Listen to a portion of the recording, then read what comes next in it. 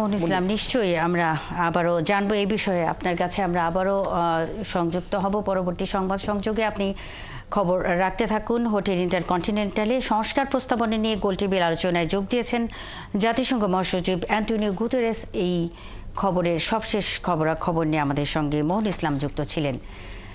জাতিসংঘের মহাসচিব Antonio Guterres শনিবার দিনভর কক্সবাজারে রোহিঙ্গা ক্যাম্প পরিদর্শন করেন। এখানে অংশ নেওয়া কর্মসূচিকে নিয়ে একটি কন্টেন্ট আপলোড করেছে জাতিসংঘের ঢাকা অফিস।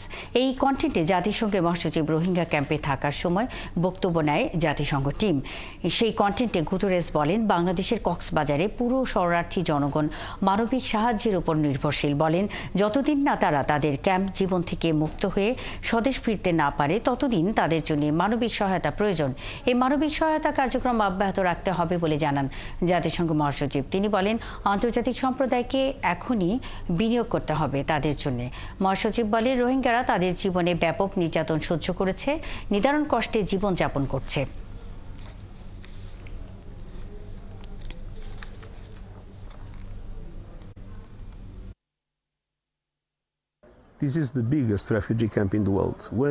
বাংলাদেশের কক্সবাজারে পুরো শরণার্থী জনগণ মানবিক সাহায্যের উপর নির্ভরশীল। যতদিন না তারা যুদ্ধ এবং নিপীড়ন থেকে মুক্তি পায় ততদিন আমাদের তাদের সমর্থন করতে হবে।